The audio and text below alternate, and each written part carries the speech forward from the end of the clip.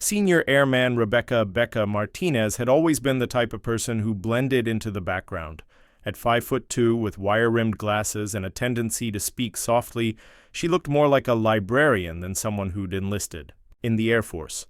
When she arrived at Minot Air Force Base in North Dakota for her new assignment as a cyber transport technician, the other airmen barely noticed her dragging her single duffel bag across the dormitory parking lot. The 91st Communications Squadron was a tight-knit unit responsible for maintaining the base's computer networks and communication systems. It was critical work. Minot housed nuclear missiles, and any breakdown in communications could have serious consequences. But to most of the airmen, it was just another tech job, and they treated it like one. Staff Sergeant Derek Coleman ran the day shift like his personal kingdom. A stocky man from Alabama with 15 years of service, he had perfected the art of looking busy while doing little actual work. He'd cultivated a reputation as a good old boy who could get things done, but Becca quickly realized that meant getting others to do the work while he took credit.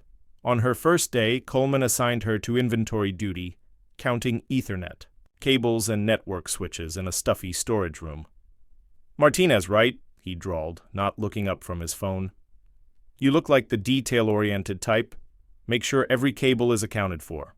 "The last person who screwed up my inventory spent a month on night shift," Becca nodded politely. "Of course, Sergeant. Should I also check the condition of the equipment? I noticed some of the older switches might need—" "Did I ask for your opinion?" Coleman's voice carried across the office, causing several other airmen to look up from their workstations. "Just count what's there and keep your mouth shut. We've been doing this job since before you knew what a computer was." Airman First Class Tony Riggs snickered from his desk. "Fresh meat thinks she knows better than the sergeant already." A few others joined in the laughter. Becca's cheeks burned, but she kept her voice steady. "I'm sorry, Sergeant. I'll get the inventory done right away." Over the next few weeks, the pattern continued. Coleman gave her the worst assignments: cleaning server rooms, organizing cable runs in cramped ceiling spaces, and handling the mundane paperwork that everyone else avoided. When she tried to contribute ideas during team meetings, he'd cut her off with dismissive comments about staying in her lane or learning the ropes first. The breaking point came during a routine network maintenance window. Becca had noticed irregularities in the base's firewall logs, patterns that suggested someone was accessing restricted systems outside normal hours. She'd spent her off-duty time researching the anomalies and had compiled a detailed report. "Sergeant Coleman," she said quietly after the morning briefing, "I think we might have a security issue. I found some unusual network activity that—" "Martinez." His voice was ice cold. "What did I tell you about thinking above your pay grade? But the logs show whatever I say they show. You're an E3 with 6 months on base. I'm an E5 with 15 years of experience. Are you really going to stand there and tell me how to do my job?" The room had gone silent. Every eye was on them. Becca felt her throat tighten, but she pressed on. "I'm not trying to tell you how to do your job, Sergeant. I'm just concerned about—" "Your concern is noted and—" "Dismissed. Now get back to work before I find you something really unpleasant to do." As she walked back to her workstation, she heard Riggs mutter, "Someone needs to learn her place." The comment drew a few chuckles, but she also noticed that Airman Lisa Park, one of the newer technicians, was watching her with something that might have been sympathy. That night, lying in her narrow dormitory bed, Becca stared at the ceiling and wondered if she'd made a mistake enlisting. She'd joined the Air Force to serve her country and use her computer skills to make a difference. Instead, she was being treated like an unwanted burden by people who seemed more interested in maintaining their own comfortable status quo than actually doing the job. But something deep inside her refused to give up. Her father had been a mechanic who'd taught her that good work spoke for itself, even when people didn't want to listen. Her mother had shown her that quiet persistence could move mountains. Maybe Coleman and his cronies couldn't see past their own egos, but that didn't mean she had to stop trying to do what was right. The security anomalies were still there in the logs, waiting for someone to take them seriously, and Rebecca Martinez, despite being ignored and dismissed, wasn't going anywhere. The harassment started small. Becca's login credentials would mysteriously expire overnight, forcing her to waste hours getting them reset. Work orders she'd completed would disappear from the system, leaving her scrambling to redo tasks from memory. Equipment she'd carefully organized would be found scattered and broken, with Coleman shaking his head sadly about careless airmen who don't respect Air Force property. "Martinez, you're on latrine duty this week," Coleman announced during the Monday morning briefing, his tone suggesting he was doing her a favor. "Maybe some quality time with a mop will help you focus on the basics instead of trying to play cyber detective." The other airmen exchanged glances. Latrine duty wasn't typically assigned to communications specialists. It was usually reserved for disciplinary actions or shared among the lowest-ranking personnel on a rotating basis. But no one spoke up. Becca accepted the assignment without complaint, though she felt the injustice burn in her chest. While she spent her mornings scrubbing toilets, the network security issues she'd identified continued to worsen. She'd started documenting everything in a personal notebook, tracking the irregular access patterns during her off-duty hours. The data painted a troubling picture of someone, or several someones, using their privileged access to poke around in systems they had no business accessing. "You're awfully quiet these days," Airman Park said one evening as they passed each other in the dormitory hallway. Lisa was a year younger than Becca, a communications specialist from Oregon who'd arrived at Minot just 2 months earlier. "Just focused on the job," Becca replied, not wanting to burden someone else with her problems. "Coleman's been riding you pretty hard." Lisa glanced around to make sure they were alone. "For what it's worth, I think what you found in those logs was worth looking into. I pulled some of the same data after your briefing, and you're right. Something's not normal." It was the first time anyone had acknowledged that Becca might actually know what she was talking about. The validation felt like water in a desert. "You looked at the logs?" "I've got a computer science degree from Oregon State," Lisa said with a slight smile. "I might not have 15 years of experience like Coleman, but I can read network traffic. What you found, that's not random. Someone's systematically probing our classified networks." They talked for another 20 minutes, sharing observations and theories. Lisa had noticed other things too. Discrepancies in system logs, unusual. Patterns in user activity, small signs that someone with administrative access was covering their tracks. Together, the evidence was even more compelling. But when Lisa suggested they approach Coleman together, Becca shook her head. "He's not going to listen to 2 junior airmen any more than he listened to 1. If anything, he'll just make it worse for both of us." She was right. The next day, Coleman seemed to sense that Lisa had been talking to Becca. He assigned Lisa to work the night shift alone, monitoring systems that rarely had issues during those hours. "Park needs more experience with independent operations," he told the team. "Nothing builds character like some quality time with the overnight network alerts." The isolation was deliberate and effective. With Lisa working nights and Becca stuck on menial tasks during the day, they had little opportunity to compare notes or collaborate on their investigation. Coleman had effectively neutralized the only person who'd taken Becca's concerns seriously. The breaking point came 2 weeks later during a surprise inspection by the base communications officer. Major Anderson was making rounds to assess the squadron's readiness, and Coleman was in full performance mode, showing off the unit's capabilities and efficiency. "Our network security is rock solid, sir," Coleman was saying, as he led the major through the server room. "We've implemented comprehensive monitoring protocols and maintained constant vigilance against potential threats." Becca was nearby, replacing a faulty network switch that had been failing intermittently for weeks, another repair that Coleman had delayed despite her repeated reports. As she worked, she couldn't help but overhear Coleman's confident assertions. "About their security posture." "What about anomalous network activity?" Major Anderson asked. "Any unusual patterns or potential indicators of compromise?" "Nothing significant, sir. We maintain detailed logs, and I personally review all network traffic reports. Any real threats would be identified and addressed immediately." Becca's hands stilled on the network cable she was installing. Coleman was lying to a field-grade officer about a serious security concern. This wasn't just about ego or workplace politics anymore.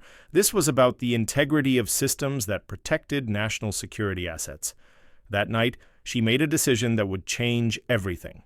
Instead of just documenting the security anomalies, she would find a way to bring them to the attention of someone who couldn't dismiss them, someone who outranked Staff Sergeant Coleman and actually cared about doing the job right. The question was how to do it without destroying her own career in the process. Coleman had already shown he was willing to retaliate against anyone who challenged his authority. But the security of Minot Air Force Base was more important than her comfort, and she was done being silent about threats that everyone else was too proud or too lazy to address. The crisis came on a Tuesday morning in November.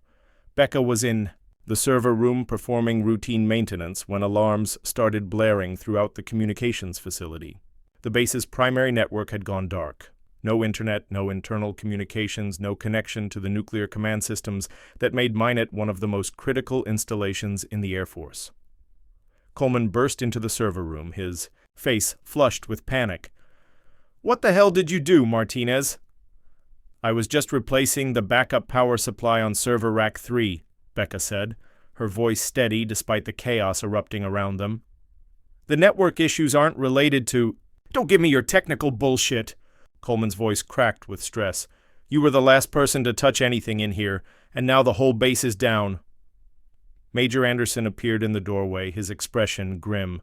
Behind him stood Colonel Patricia Hayes, the base communications commander, a woman Becca had only seen from a distance during formal ceremonies. The presence of both senior officers meant this wasn't just a routine network glitch. "Status report, Sergeant Coleman," Major Anderson demanded. Coleman straightened, trying to project confidence he clearly didn't feel. "Sir, we're experiencing a temporary network interruption. My team is working to identify the source of the problem. We should have systems restored within the hour." "Within the hour?" Colonel Hayes stepped forward, her voice cutting through the room like ice. "Sergeant, this base houses nuclear assets. We've lost communication with Strategic Command. Every minute we're down represents a potential national security crisis. I need a better answer than within the hour." Becca watched Coleman's face go pale. He began barking orders at the other technicians, sending them scrambling to check systems and run diagnostics, but she could see the panic in his eyes. He had no idea what was actually wrong, because he'd never bothered to investigate the security anomalies she'd been reporting for months.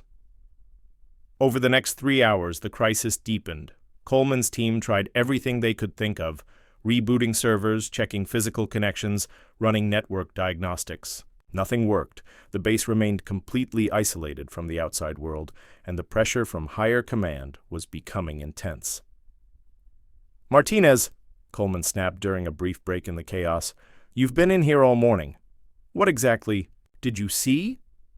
For a moment, Becca considered giving him the simple answer he wanted, that she'd just been doing routine maintenance and hadn't noticed anything unusual.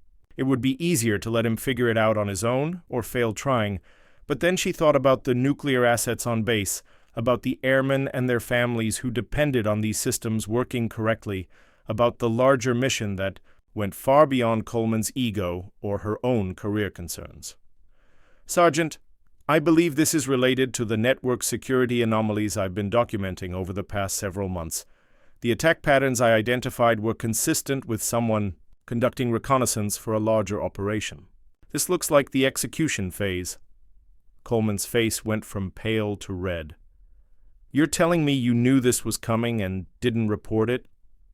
"I tried to report it. Multiple times. You told me to stay in my lane and stop thinking above my pay." "Grade."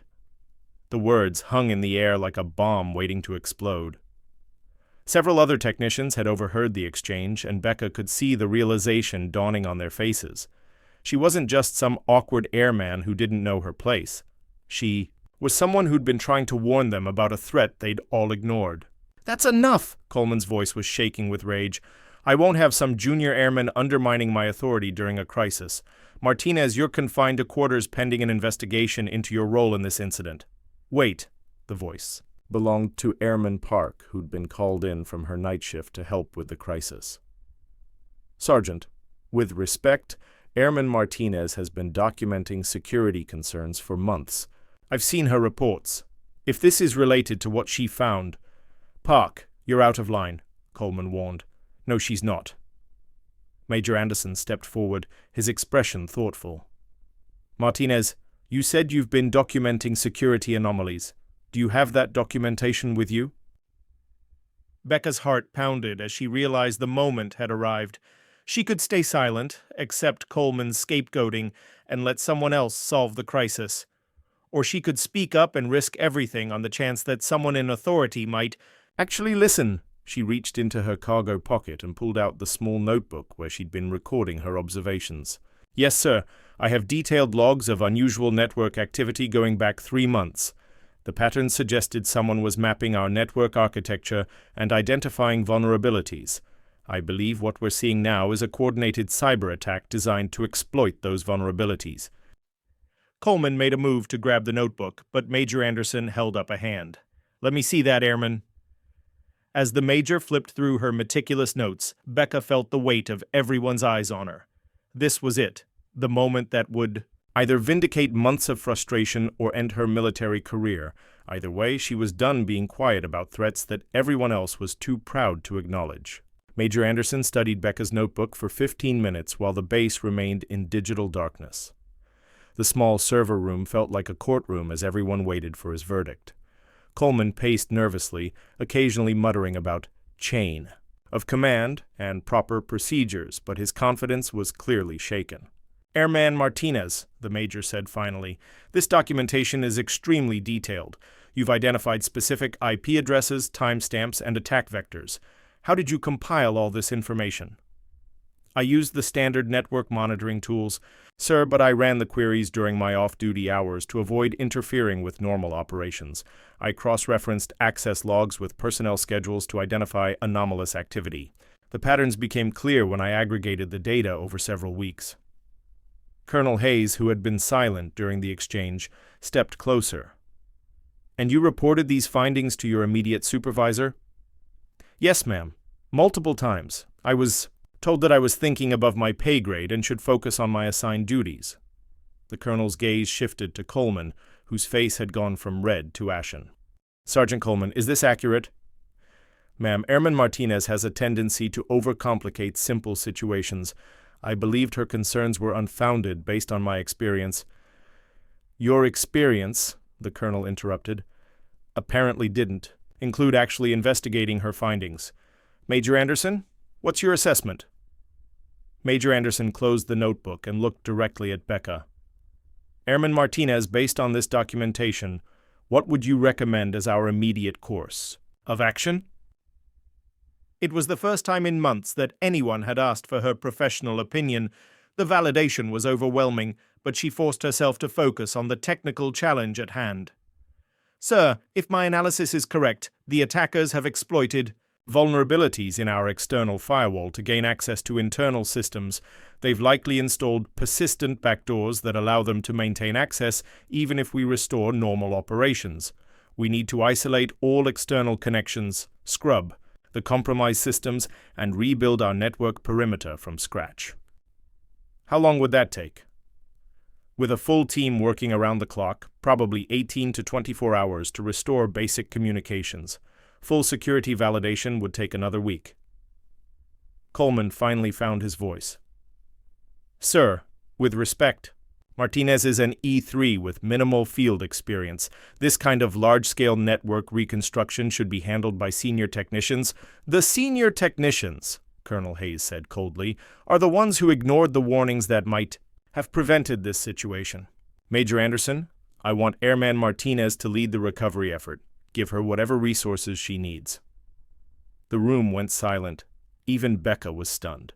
In the span of 30 minutes, she'd gone from being confined to quarters to being put in charge of the most critical network recovery operation in the base's recent history.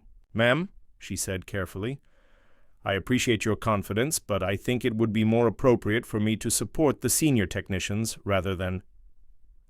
Airman Martinez. The colonel's voice carried the authority of someone who'd commanded nuclear assets for over a decade. False modesty is not a luxury we can afford right now. You identified the threat, you understand the attack vectors, and you have a clear plan for recovery. That makes you the most qualified person in this room to lead the effort. Over the next several hours, Becca found herself in the surreal position of directing the same technicians who'd been dismissing her for months. To their credit, most of them set aside their egos and focused on the mission. Even Tony Riggs, who'd been one of Coleman's most loyal supporters, followed her technical guidance without complaint. Lisa Park became her unofficial second-in-command, helping coordinate the complex process of rebuilding the base's network infrastructure.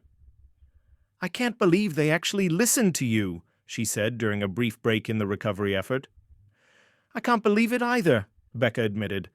"But I'm not sure what happens when this is all over. Coleman's not going to forget this."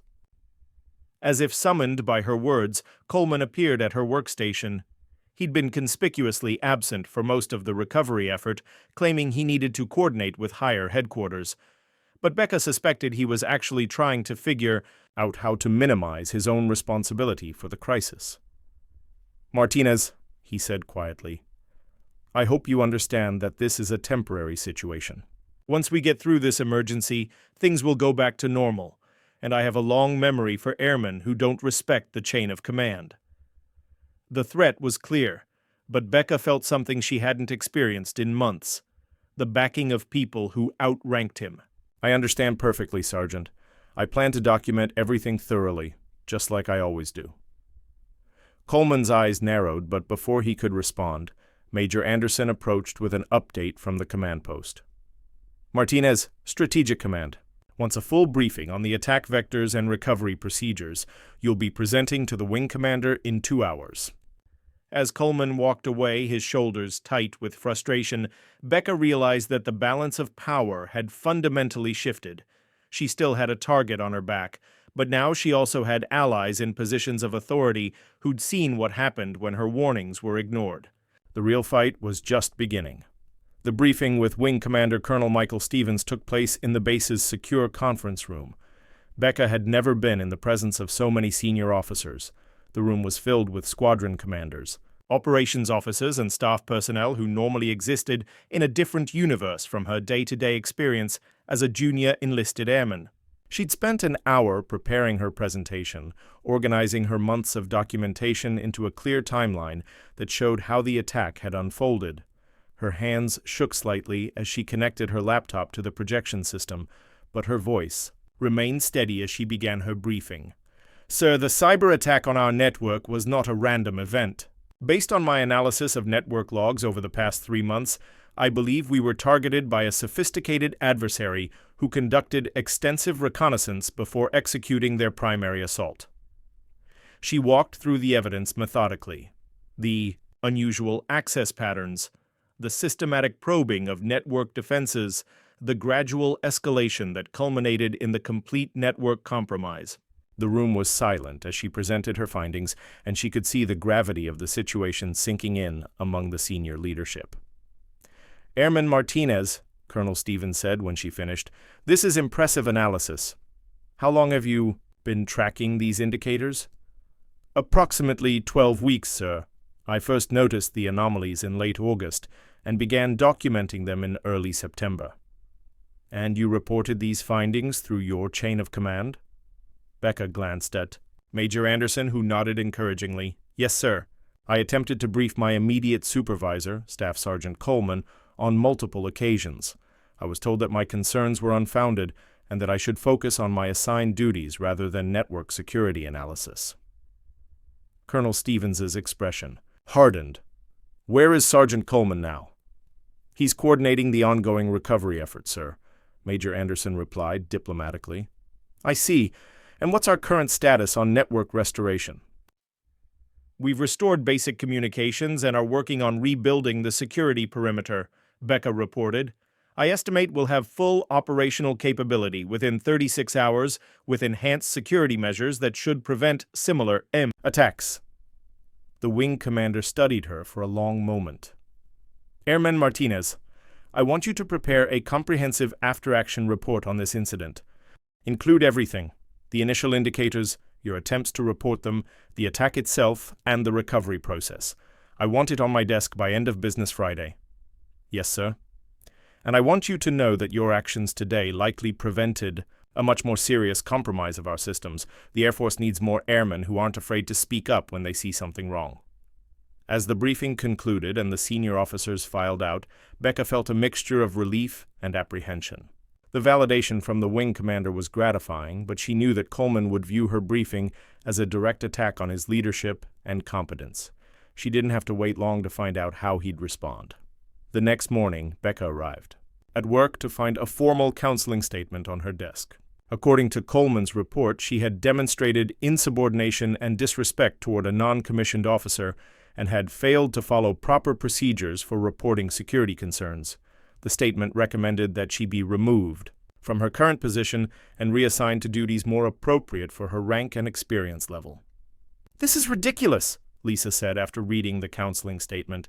"He's retaliating against you for being right about the security threat." "It's his word against mine," Becca replied, though she felt a cold knot forming in her stomach. "And he's got 15 years of experience and a perfect record. I'm just an E3 who's been here for 6 months. But Coleman had made a critical error. In his haste to retaliate against Becca, he'd put his accusations in writing and submitted them through official channels. That meant they were now part of the permanent record, and they directly contradicted the timeline of events that had been established during the wing commander's briefing. Major Anderson called Becca into his office that afternoon. "Martinez, I've reviewed Sergeant Coleman's counseling statement. His version of events doesn't align with what we discussed yesterday. Are you familiar with Air Force Instruction 90-301 regarding Inspector General complaints?" "No, sir, I'm not. It's the regulation that protects military members from reprisal when they report wrongdoing or safety concerns. I believe you may have grounds for a formal complaint against Sergeant Coleman." The major explained the process, how to document the reprisal, what evidence would be needed, and how the investigation would proceed. It was intimidating, but Becca realized she had a choice. She could accept Coleman's retaliation and probably spend the rest of her enlistment in dead-end assignments, or she could fight back using the very system that was designed to protect people like her. "Sir, what are the risks if I file a complaint?" "There are always risks when you challenge someone in a position of authority," Major Anderson said honestly. "But there are also risks in staying silent. And based on what I've seen over the past few days, I think you're someone who cares more about doing what's right than what's safe." That evening, Becca sat in her dormitory room and began drafting her Inspector General complaint. She documented everything: the security threats she'd identified, her attempts to report them, Coleman's dismissive responses, and his recent retaliation. She included copies of her technical documentation, the counseling statement, and witness statements from Lisa and several other airmen who'd observed Coleman's behavior. As she worked, she thought about her father's advice about standing up for what was right, even when it was difficult. She thought about her mother's quiet strength in the face of adversity, and she thought about the oath she'd taken when she enlisted to support and defend the Constitution against all enemies, foreign and domestic. Staff Sergeant Coleman had put his personal interests ahead of national security, and now he was trying to destroy her career for exposing his failures. But Becca Martinez was done being quiet, and she was done being afraid. The fight was about to become official. The Inspector General investigation took 6 weeks to complete. During that time, Coleman made every effort to make Becca's life miserable, within the bounds of what he thought he could get away with. She was assigned to every unpleasant duty roster, excluded from training opportunities, and subjected to nitpicking criticism of her work. But he was also clearly nervous, and his behavior became increasingly erratic as the investigation progressed. The formal hearing was scheduled for a Thursday morning in January. Becca had never been in a legal proceeding before, and she spent the night before reviewing her documentation and trying to calm her nerves. Lisa had volunteered to testify as a witness, despite the risk to her own career.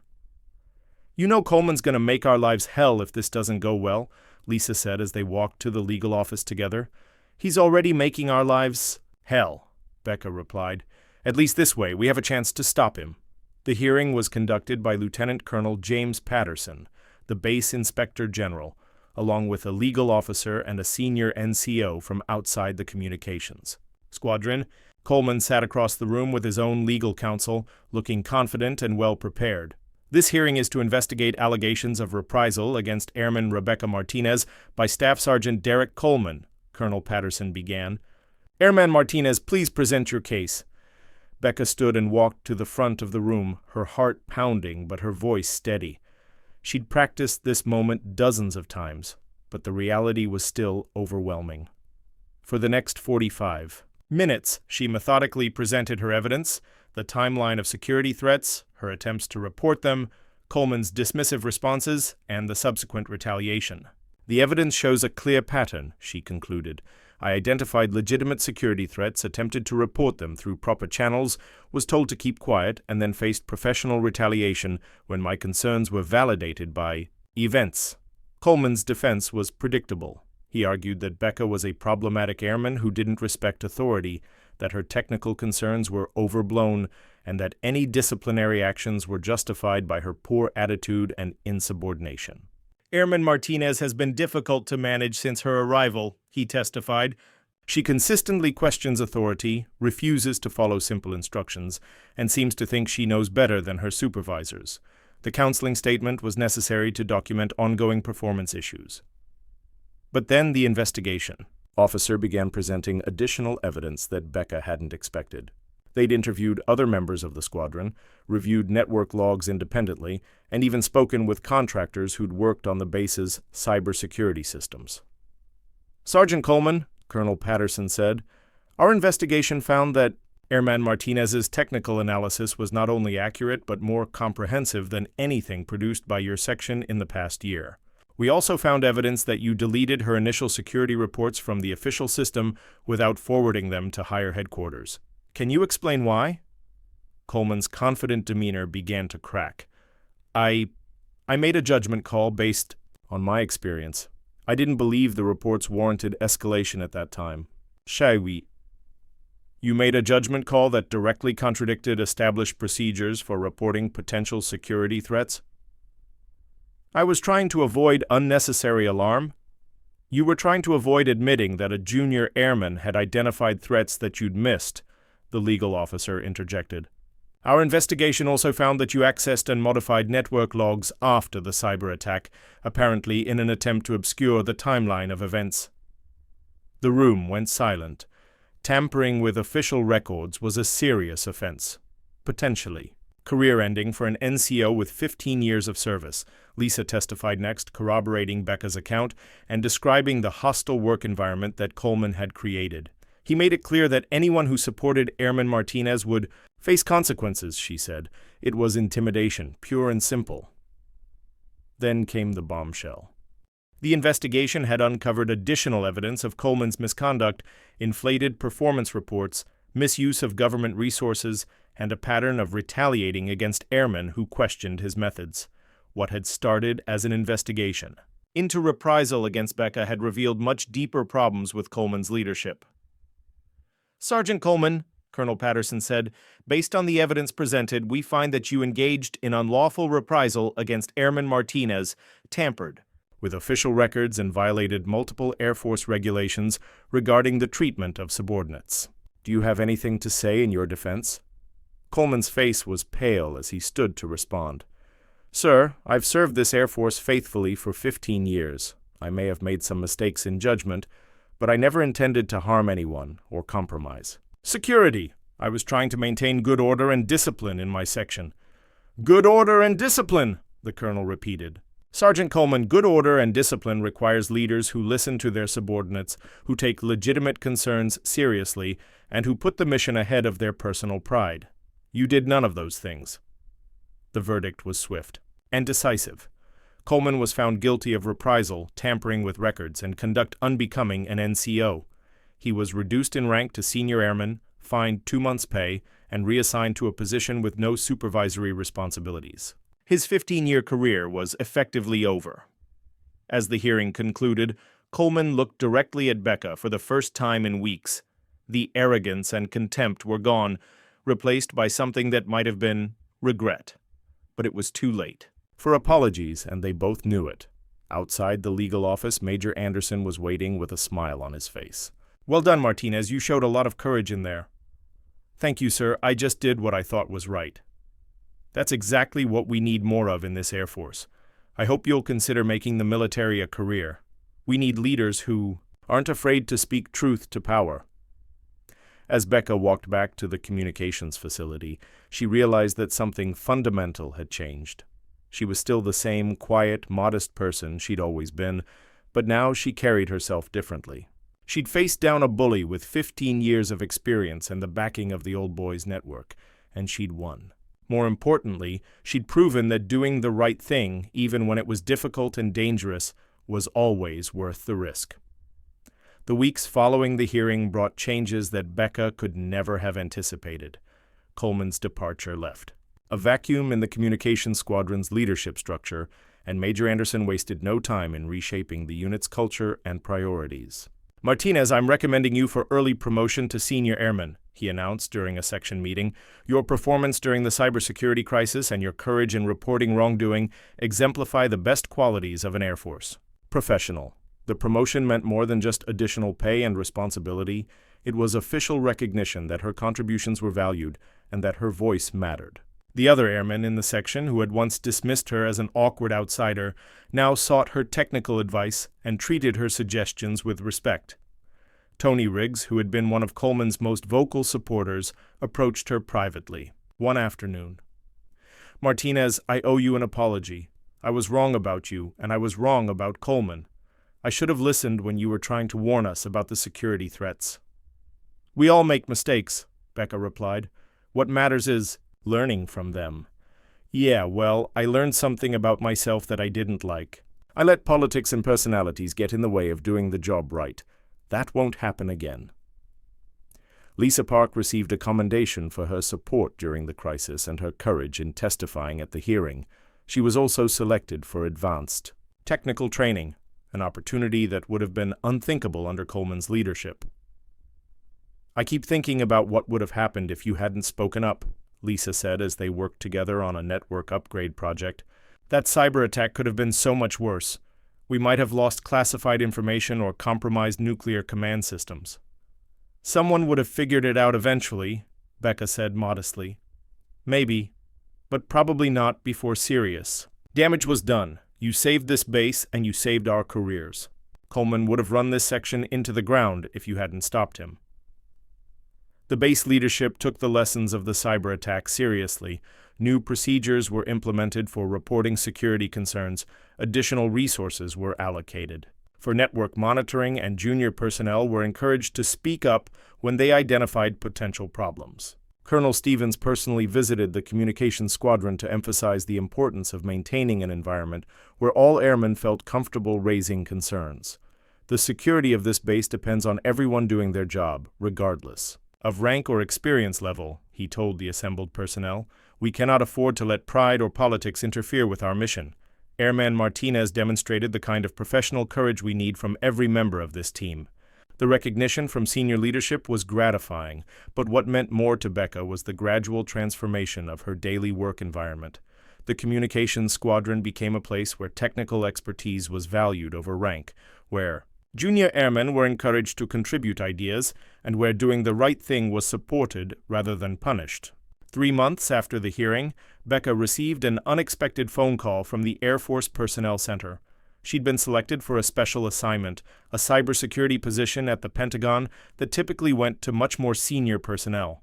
The assignment would accelerate her career and give her opportunities to work on national-level security challenges. "It's an incredible opportunity," Major Anderson said as they discussed the assignment. "But I have to admit, I hate to lose you. You've become the backbone of our cybersecurity operations." "I'm honored by the selection, sir, but I'm not sure I'm ready for that level of responsibility." "Martinez, let me tell you something. 6 months ago, you identified a sophisticated cyber attack that our senior personnel missed. You stood up to a corrupt supervisor who was intimidating the entire section. You led a network recovery effort that saved this base from a potential disaster. If you're not ready for increased responsibility, then none of us are." The assignment would start in 6 months, giving her time to train her replacement and ensure a smooth transition. But more importantly, it would give her time to reflect on everything that had happened and how much she'd grown as both an airman and a person. Coleman had been transferred to a maintenance squadron at a remote base in Alaska, where he was serving out the remainder of his enlistment in obscurity. Becca occasionally wondered how he was adjusting to his new circumstances, but she felt no satisfaction in his downfall. She'd never wanted to destroy his career. She just wanted him to listen to legitimate security concerns and stop retaliating against the people who reported them. The real victory wasn't Coleman's punishment, it was the transformation of the squadron into a place where people could do their jobs without fear of retribution. New personnel arriving at Minot found an environment that encouraged excellence, supported innovation, and protected those who spoke up about problems. "You know, what's funny?" Lisa said during one of their evening conversations. "When I first got here, I thought you were just this quiet, awkward person who kept to herself. I never imagined you'd be the one to take down the most feared NCO in the squadron." "I didn't take him down," Becca corrected. "He took himself down, by choosing his ego over his responsibilities. I just made sure the truth came out." Same result, though, and now look at this place. People actually want to work here instead of just counting days until their next assignment. As winter gave way to spring on the North Dakota plains, Becca found herself in a position she'd never expected. Respected by her peers, trusted by her superiors, and confident in her own abilities. She was still the same quiet, thoughtful person she'd always been, but now those qualities were seen as strengths rather than weaknesses. The shy airman who'd arrived at Minot with a single duffel bag had become someone others looked to for leadership and guidance. And while the recognition was nice, what mattered most was knowing that she'd helped create an environment where the next Rebecca Martinez wouldn't have to fight so hard to be heard. 2 years later, Senior Airman Rebecca Martinez stood in her Pentagon office reviewing cybersecurity threat assessments from bases around the world.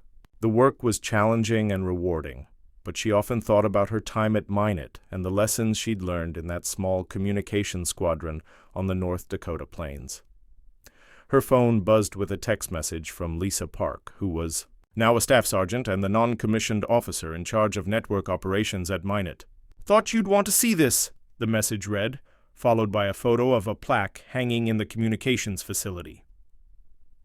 The Rebecca Martinez Award for Professional Courage, presented annually to the airman who best exemplifies the courage to do what's right, regardless of personal cost.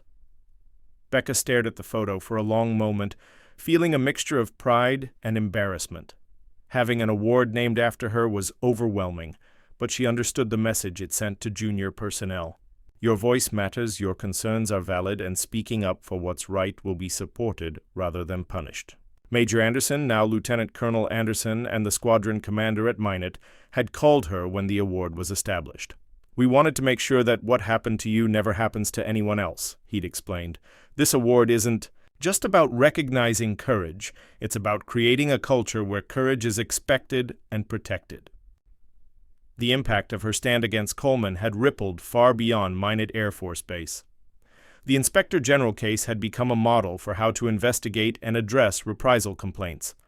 Her technical analysis of the cyber attack had been studied at the Air Force Cyber College and incorporated into training programs for network security specialists. Most importantly, her story had been shared throughout the Air Force as an example of how junior personnel could make a difference when they refused to stay silent about wrongdoing. But perhaps the most meaningful validation came in a letter she'd received from an airman first class at another base, a young man who'd been facing harassment from his supervisor for reporting safety violations. "I read about what you did at Minot," he'd written. "It gave me the courage to file my own IG complaint instead of just accepting the treatment I was getting. My supervisor was relieved of his duties last month, and now our section is focused on safety instead of politics. Thank you for showing me that it's possible to fight back and win." Stories like that reminded Becca why she'd spoken up in the first place. It had never been about personal vindication or career advancement. It had been about ensuring that the Air Force lived up to its own standards and that good people could do their jobs without fear of retaliation. Coleman's story had taken a different trajectory. After his demotion and transfer to Alaska, he'd completed his enlistment and left the Air Force. Becca had heard through unofficial channels that he'd found work as a civilian IT technician, where His technical skills were valued, but his supervisory responsibilities were limited. She hoped he'd learned from his mistakes and found a way to contribute positively in his new role. The experience had taught her that quiet strength could be more powerful than loud bluster, that doing the right thing was often harder than doing the easy thing, and that standing up for principles sometimes required accepting significant personal risk. But it had also taught her that she was stronger and more capable than she'd ever imagined. Her parents had visited her at the Pentagon the previous month, and her father had pulled her aside for a private conversation. "I'm proud of what you've accomplished," he'd said, "but I'm even more proud of how you've accomplished it. You stayed true to yourself and your values, even when it would have been easier to keep quiet." "You taught me that good work speaks for itself," she'd replied. "And Mom taught me that quiet persistence can move mountains." "Sometimes it takes both," he'd agreed, "but you proved that one person with courage and integrity can make a real difference."